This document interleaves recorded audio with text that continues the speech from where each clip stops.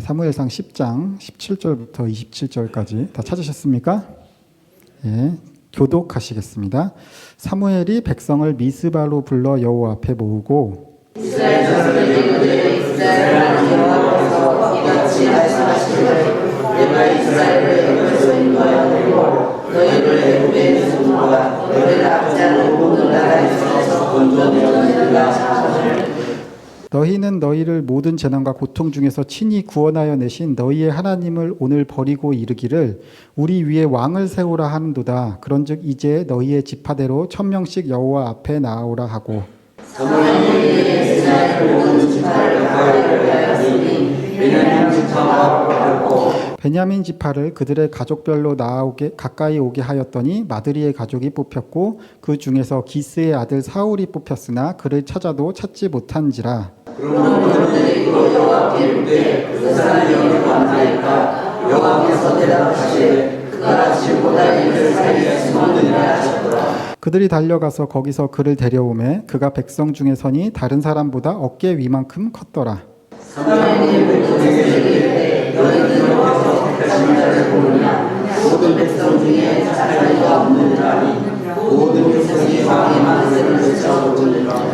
사무엘이 나라의 제도를 백성에게 말하고 책에 기록하여 여호와 앞에 두고 모든 백성을 각기 집으로 보내매 사울하고 여호와 자기 집을 갈때 나오미 함께 한동대 유력한 자들과 함께 하느니라. 다 같이 어떤 불량배는 이르되 이 사람이 어떻게 우리를 구원하겠느냐 하고 멸시하며 예물을 바치지 아니하였으나 그는 잠잠하였더라. 아멘. 네, 오늘 예배 오신 여러분들 주님의 이름으로 환영하고 또 축복합니다.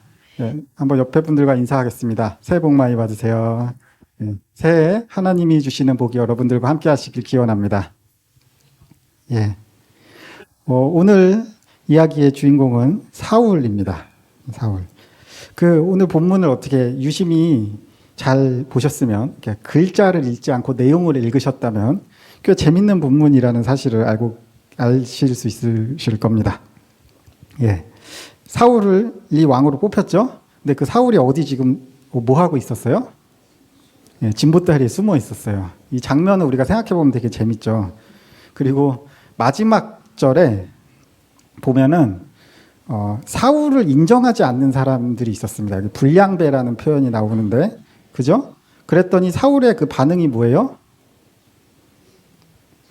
잠잠하였더라. 그러니까 나를 무시하는, 나가 왕으로 뽑혔는데도 내 권위를 인정하지 않는 사람들이 있었는데 사울이 거기에 대응하지 않고 일단 참고 기다리는, 그런 장면. 그러니까 사울은 기다릴 줄 알고 참을 줄 아는 사람이었다. 그리고 또 23절에 보니까 다른 사람보다 어깨 이만큼 컸더라. 그러니까 굉장히 키가 크고 용모가 준수했다. 그런 점들을 우리가 알 수가 있습니다. 사울은 어떤 사람입니까, 여러분? 이스라엘의 첫 번째 왕이죠. 사울이 왕이 되기 전엔 그러면은 어떤 상태였을까요? 왕이 없었는데 어땠을까요? 그러니까 우리가 생각하는 지금 우리가 생각하는 국가의 형태라기보다는 12개의 부족이 연합을 한 형태였습니다. 연합. 그러니까 딱 어떤 중앙 정부가 있는 게 아니고 각기 부족이 있으면 그 부족이 연합의 형태를 띠고 있었던 것이죠. 우리나라도 생각해 보면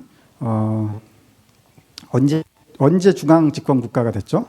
고구려, 신라, 백제 요때 중앙 집권 국가가 됐다라고 교과서에서 배웠거든요. 그럼 그 이전에는 중앙 집권 국가가 아니었다는 얘기잖아요.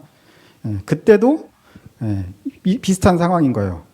지방에 유력한 호족이나 부족장들이 있고 그 사람들이 이렇게 느슨하게 연합한 상태로 그렇게 있다가 이제 드디어 중앙 집권 국가가 됐다. 왕이 생겼다.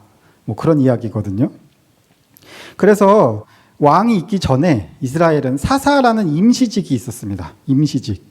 이 사사는 전쟁이 나면 전쟁을 이끌기도 하고 재판을 하기도 했고 또 여러 가지 행정적인 업무를 보기도 했지만 이 사사는 왕도 아니었고 또 임시직이었어요. 딱 일이 있으면 사사가 됐다가 내려놓기도 하고 또 어떤 사사들은 계속 종신토록 사사를 하기도 하고 뭐 그때그때 달랐고 또 12부족을 모두 다 대표하지도 않았습니다. 전쟁을 할 때도 보면 몇몇 그 몇몇 지파만 데리고 전쟁을 하는 모습도 보이고, 그러니까 이렇게 딱 정해진 권력이 아니었다는 이야기죠. 그래서 사울이 왕위로 뽑히기 이전에 마지막 사사가 있었으니 누구였을까요, 여러분? 그렇죠. 사무엘이 마지막 사사이자 제사장이었습니다. 그리고 이 사무엘은 사사로서의 임무를 굉장히 잘 수행합니다. 블레셋과 전쟁을 해서 이겼어요. 전쟁을 승리로 이끌었고요. 그리고 재판도 굉장히 정의롭게 잘했습니다. 그렇지만 사무엘이 이제 늙습니다. 늙고 사무엘 아들들이 이제 사무엘을 대신해서, 사무엘이 너무 잘했으니까 사무엘의 아들들이 사무엘의 역할을 대신해서 하게 되는데, 이 아들들이 썩 훌륭하지가 않은 거예요. 망나니 짓을 합니다. 그러자 사람들은 우리도 주변 국가들처럼 왕을 갖게 해달라라고 사무엘에게 요청을 합니다. 당시 이스라엘은 주변에 모압, 암몬, 에돔, 블레셋 등등과 끊임없이 전쟁을 했습니다. 전쟁을 하려면 무엇이 필요합니까? 전쟁을 하려면 뭘로 전쟁을 해요? 군대가 있어요, 군대. 예. 물론 이제 군대가 무기를 들고 싸우는 거죠. 그 부족 연합 형태인 이스라엘은 전쟁이 나면 그때 성인 남성을 부릅니다. 차출해요. 그래갖고 전쟁을 하죠. 그러다 보니까 평소에 훈련을 받은 병사들이 아니에요. 그러니까 전투력이 떨어질 수밖에 없습니다. 전쟁을 더 잘하려면 주변 국가들을 봤더니 어떻게 하고 있나 봤더니 군인 자체가 직업인 그런 군대가 필요한 거죠. 그래서 이 사람들을 우리가 상비군이라고 하죠. 우리나라도 상비군이 있죠. 한 40만 정도 되나요? 40만, 50만 그 정도 되는 것 같은데. 군인 자체가 직업인 군대가 필요해요. 예. 평소에는 별다른 생산 활동을 하지 않는 거죠. 그냥 훈련만 합니다. 그러다가 전쟁이 나면 전쟁을 해야 되니까 이 사람들을 먹이고 재우고 월급도 줘야 돼요. 요즘에 우리나라 병장 월급이 많이 받으면 100만 원까지 받는다 그러더라고요. 예. 저는 6만 원 받았거든요. 그것도 이제 저 때 갑자기 월급이 엄청 올랐어요. 그래가지고 6만 원이 된 거였는데 요즘에는 막 100만 원씩 받는다 그러더라고요. 그래서 요즘 같으면 정말 갈만하다. 예, 요즘 같으면 이제 갈만한 것 같아요. 기간도 1년 8개월인가? 굉장히 짧고 100만 원씩 준다 그러면 괜찮은 것 같아요. 어쨌든 이 돈이 필요하단 말이죠. 군대를 유지하려면. 그러면 이 돈은 어디서 생겨요? 세금을 걷어야죠. 세금을. 그죠? 세금을 걷어야 돼요. 그래서 이스라엘은 당시 주변국들과의 전쟁 때문에 세금을 걷어서 군대를 조직하고 훈련시키고 전쟁이 나면 직접 나서서 전쟁을 지휘할 존재가 필요하다고 생각하게 되었습니다. 그 존재가 누구였냐 하니 바로 왕이었단 말이죠. 왕. 이스라엘은 왕이 필요하다고 생각합니다. 이스라엘이 지금까지 전쟁을 많이 했어요. 전쟁에서 이겼습니까? 졌습니까? 대부분 이겼어요. 물론 진정쟁도 있었지만 대부분 이겼으니까 지금까지 이스라엘이 생존해 왔죠. 그럼 왕도 없이 이스라엘은 지금까지 어떻게 이겼을까요? 하나님이 승리하게 해주셔서 이긴 겁니다. 하지만 이스라엘은 이제 더 이상 하나님을 의지하지 않고 왕을 뽑아서 왕에게 의지하기로 결정한 것입니다. 이게 바로 왕을 뽑기로 결정한 사건이죠. 그래서 사무엘은 하나님에게 말씀드렸고 하나님은 왕을 뽑도록 하라고 허락하십니다. 그래서 뽑힌 사람이 누구라고요? 사울이라고요. 사울. 그래서 처음 왕으로 뽑혔을 때 사울을 인정하지 않는 사람들이 있었어요. 오늘 본문 제일 마지막 절에 나오죠. 불량배라는 사람들이 사울을 인정하지 않죠. 그렇죠. 갑자기 느닷없이 나는 왕이야 라고 등장했으니 당연히 싫은 사람이 있겠죠. 그렇지만 사울은 암몬과의 전쟁을 승리로 이끕니다. 그래서 자신의 능력을 증명해요. 내가 당신들이 원하는 그 왕으로서의 자격을 가지고 있다라는 증명을 스스로 해냅니다. 전쟁을 승리로 이끌었거든요. 그래서 능력을 증명했고 모두가 인정하는 왕이 됩니다. 그리고 많은 전쟁을 계속해서 승리로 이끕니다. 그래서 사울은 상당히 능력 있는 사람이었다는 것을 우리가 알 수가 있습니다. 특히 전쟁을 지휘하는 지휘관으로서 굉장히 훌륭한 능력을 가지고 있었고 바로 이게 이스라엘이 필요로 하던 능력이죠. 그러니까 이스라엘은 첫 왕을 잘 뽑았다. 이렇게 이야기할 수가 있습니다. 그렇지만 사울이 어떻게 됩니까? 여러분들 잘 아시죠? 결국 사울은 어떻게 돼요? 하나님에게 버림받게 됩니다. 하나님에게 버림받게 된 데에는 두 가지 결정적인 사건이 있었습니다. 첫 번째 사건은 블레셋과의 전쟁이었는데 항상 전쟁 전에는 하나님에게 제사를 꼭 드려야 돼요. 반드시 하나님에게 제사를 드리고 그 다음에 하나님이 전쟁을 해라 말아라 결정하시고 그 다음에 전쟁을 해야 됩니다. 그런데 전쟁에 앞서 하나님에게 제사를 드리려고 기다리고 있는데 아무리 기다려도 제사를 드려야 하는 제사장인 사무엘이 오지를 않는 거예요. 아무리 기다려도. 그래서 시간이 계속 흘러만 갑니다. 그러자 적군은 코앞에 왔고 적군이 코앞에 왔는데 제사를 못 드리고 있으니까 전쟁을 하려고 모였던 사람들이 막 흩어지기 시작해요. 싸우기도 전에 전쟁에서 지게 생긴 거죠. 여러분 사울이 왕으로 뽑힌 이유가 뭐예요? 전쟁을 이기려고 왕으로 뽑혔단 말이에요. 그런데 지금 전쟁에서 지면 사울은 어떤 존재가 됩니까? 필요가 없는 존재가 됩니다. 전쟁에 이겨야 됩니다. 사울은 반드시. 그래야 자신의 쓸모가 증명이 되는 거죠. 사울은 지금 왕은 왕이지만 아직 권력이 그렇게 확고하지 못해요. 첫 번째, 그것도 선출된 왕이잖아요. 그러니까 사울이 마음이 급하겠어요? 안 급하겠어요? 엄청 급하겠죠. 그래서 사무엘을 기다리지 못하고 자신이 직접 제사를 드립니다. 사무엘이 드려야 되는 제사를 급한 마음에 자기 자신이 드려버립니다. 두 번째 사건은 아말렉과의 전쟁입니다. 하나님은 사울에게 아말렉과의 전쟁에서 아말렉을 진멸하라고 명령하십니다. 여기서 진멸이라 하면 모든 생명체를 남기지 말고 다 죽이라는 거예요. 그것이 사람이 됐던 동물이 됐던 노약자건 노인이건 어린이건 신생아라도 상관없어요. 일단 생명이 붙어 있으면 무조건 다 죽이라는 겁니다. 이걸 히브리어로 헤렘이라고 합니다. 진멸 전쟁. 노약자, 어린이, 아기, 가축 뭐 할 거 없이 다 죽이라는 겁니다. 그래서 한편 생각해 보면 굉장히 잔인하고 잔혹한 일이지만 그게 하나님의 명령이었어요. 그런데 사울이 어떻게 하죠? 진멸을 합니까? 안 합니까? 진멸을 하지 않습니다. 왕도 왕도 잡아서 포로로 살려오고 그리고 가축들을 또 가지고 오죠. 아말렉을 진멸하지 않은 것은 나름 합당한 이유가 있었어요. 그 합당한 이유가 뭐였죠? 하나님에게 내가 예배를 아주 좋은 예배를 드리겠다. 그거죠. 하나님에게 최고로 좋은 것을 드리기 위해서 진멸하지 않았다. 아까 블레셋과의 전쟁에서도 합당한 이유가 있었습니다. 그죠? 전쟁에 지게 생겼잖아요. 전쟁에 지면 안 되잖아요. 굉장히 합당한 이유가 있었는데 어쨌든 둘 다 하나님에게 불순종하는 것이었고 결국 사울은 완전히 하나님에게 버림받게 됩니다.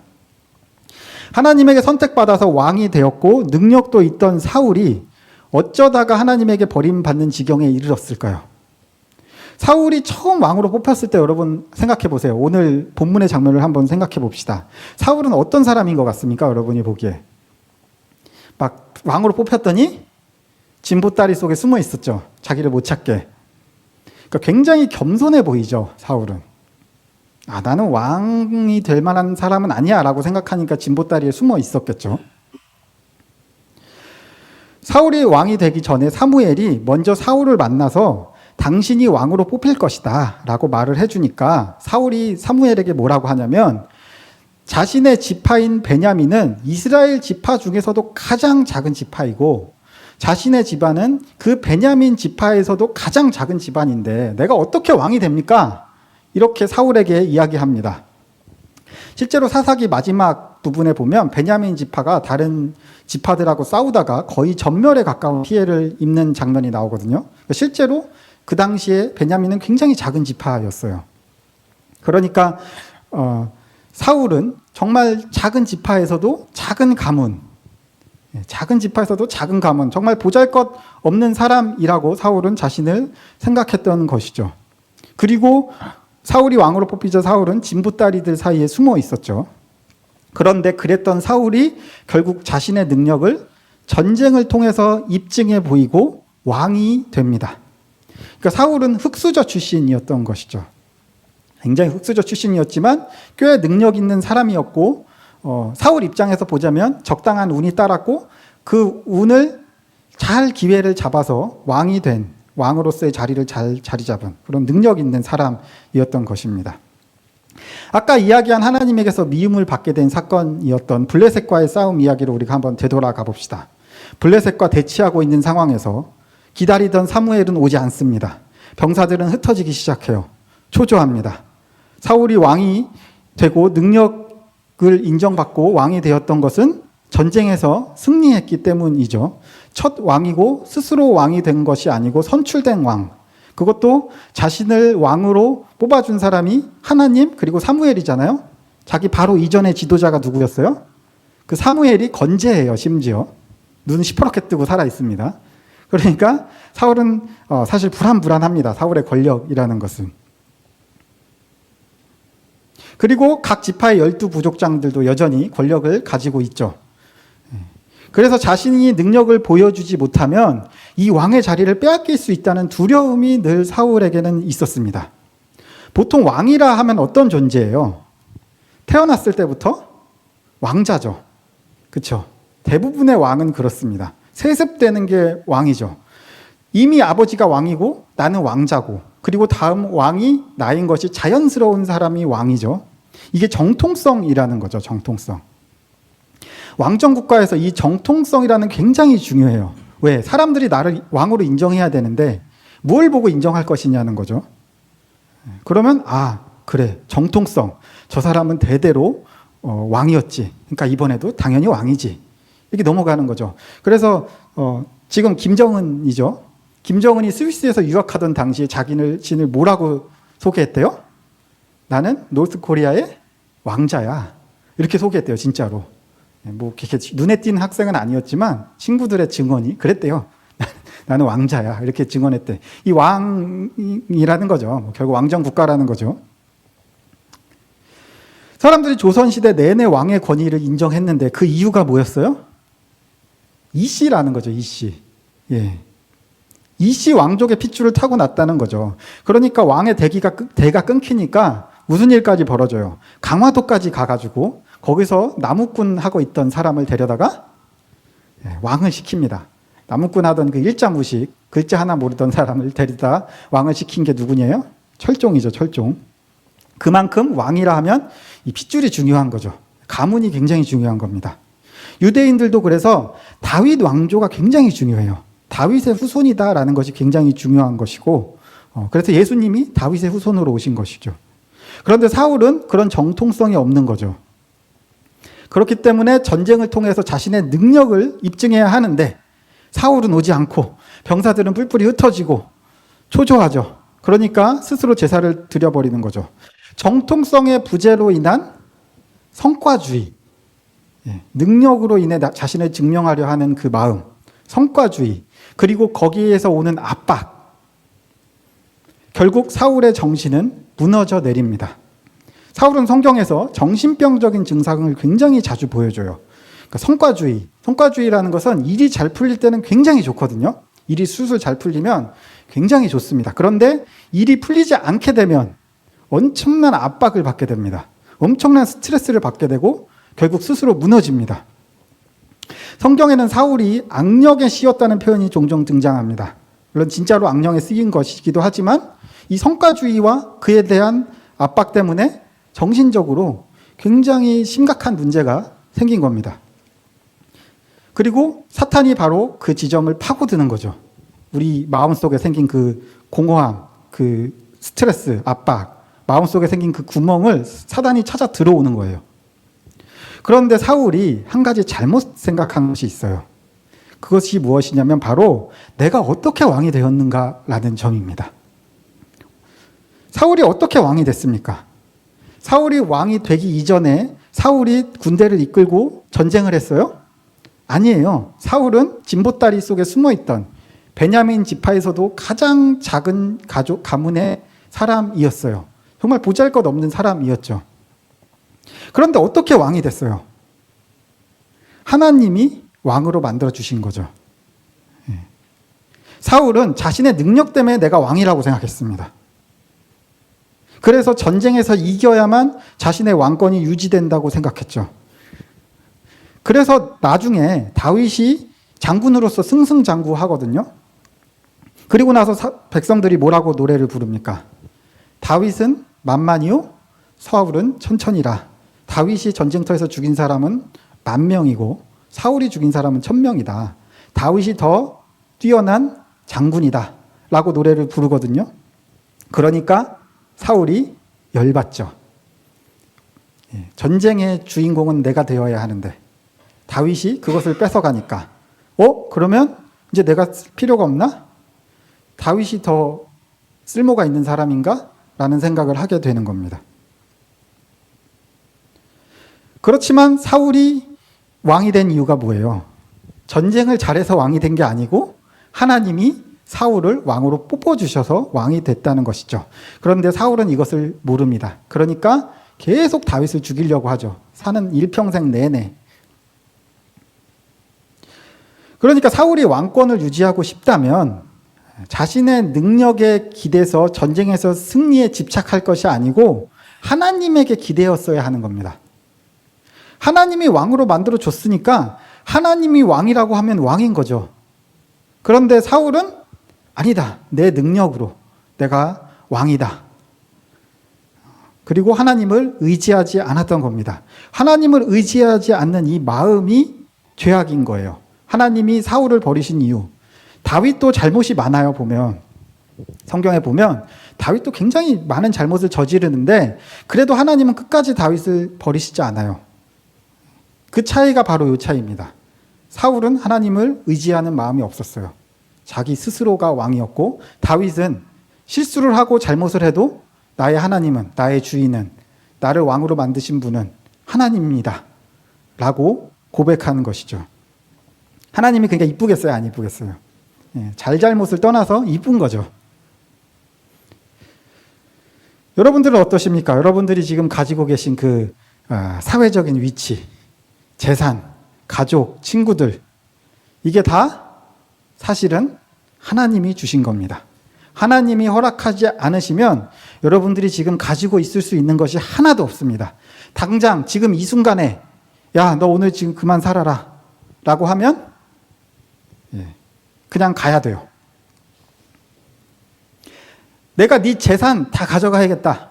이제 안 되겠다 라고 하면 내 재산 다 사라집니다.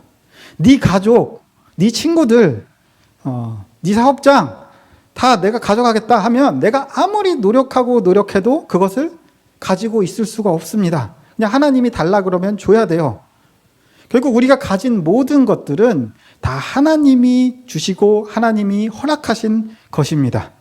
그런데 우리는 어떻게 해요? 어떻게 생각해요? 우리는 내가 잘해서, 내가 능력이 좋아서, 내가 열심히 해서 그래서 내가 이것들을 가지고 있다고 생각합니다. 하나님이 주신 것이고 허락하신 것이니까 하나님이 다시 가져가실 수도 있는 것이죠. 그래서 욥의 고난이 사실 이유가 없는 겁니다. 하나님이 주신 거니까 하나님이 가져가셨다가 하나님이 다시 주시려고 하는 거죠. 그런데 자꾸 그 친구들은 욥에게서 뭔가 이유를 찾으려고 그래요. 야, 네가 뭔가 잘못한 게 있어서 그런 거야. 그게 아니에요. 그게 아니고 적어도 욥의 경우에는 그게 아니고 그냥 하나님이 주셨고 하나님의 것이니까 하나님이 다시 가져가실 수 있다는 것을 보여주려는 것이죠. 성경에 욥기가 있는 이유입니다. 하나님이 이 세상의 주인이시고 모든 것을 주셨다. 그리고 가져갈 수도 있다. 이유가 없다. 이유가 없어. 주인이 자기 것을 가져가겠다는데 항의할 수 있습니까? 그래서 하나님을 정말 주인으로 고백한 사람은요, 가진 것을 잃어도 불행하지가 않습니다. 왜? 원래 내 것이 아니었으니까. 원래 내 것이 아닌데 달라 그러면 줘야죠. 내가 잘못해서 잃은 게 아니고 하나님이 허락하지 않으시고 하나님이 거두어 가신 거니까 없다고 불행할 이유가 없는 거죠. 사울처럼 성과주의에 빠질 일이 없는 겁니다. 이 성과주의가 우리의 인생을 불행하게 하는 요소인 것이죠. 교회 안에서도 성과주의가 있습니다. 그리고 이 성과주의라는 것은 아주 성경적이지 않아요. 하나님은 성과주의를 원하시지 않아요. 물론 우리가 하나님에게 더 좋은 것을 드리는 것, 더 훌륭한 것을 드리는 것은 좋은 거죠. 그런 노력은 굉장히 좋은 거예요. 어차피 하나님이 하실 거니까 다 하나님 건데 그렇게 생각하면서 게으르고 나태하게 사는 것은 하나님의 뜻이 아니에요. 하나님은 우리가 과정에 있어서 최선을 다하기를 원하십니다. 그러니까 2달란트 맡긴 종이 2달란트를 남기니까 칭찬하셨죠? 5달란트 맡긴 종이 5달란트를 남기니까 또 어떻게 해요? 칭찬해요. 2달란트 남긴 종이나 5달란트 남긴 종이나 똑같이 칭찬받습니다.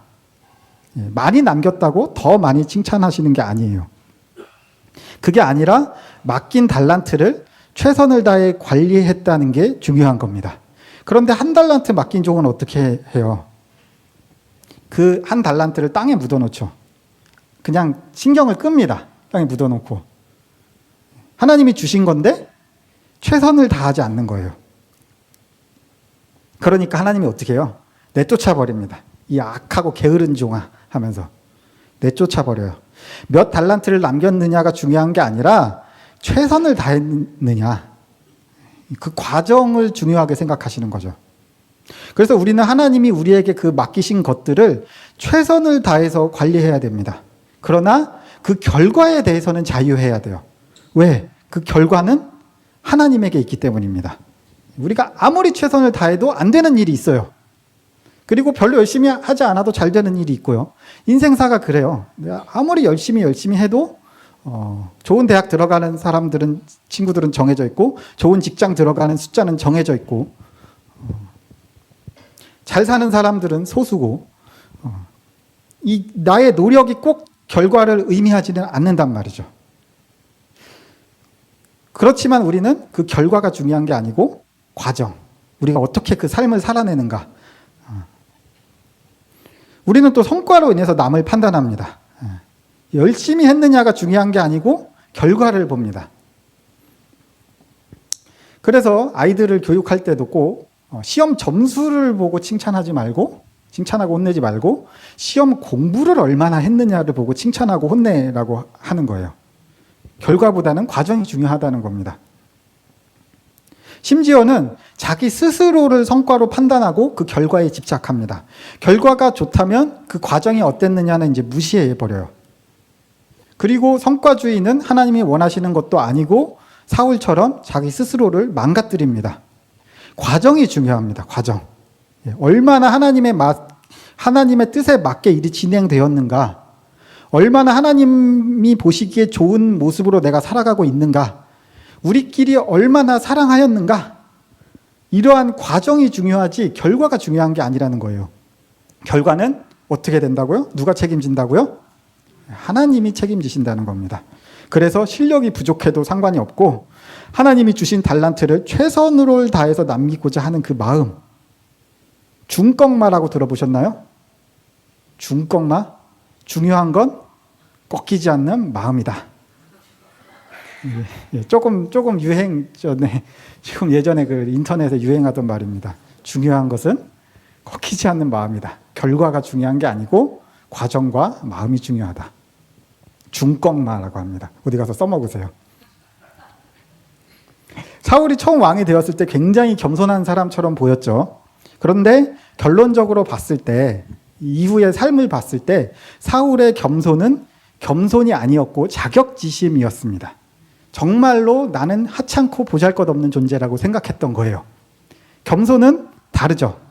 자신이 있는데 자신을 낮추는 걸 겸손이라고 하는 거고, 자격지심, 자존감이 낮다라는 것은 정말로 나를 초라하게 생각하는 것이죠. 그에 반해서 다윗은 정말로 겸손한 사람이었습니다. 정말로 골리앗과 싸워서 이길 자신이 있었어요.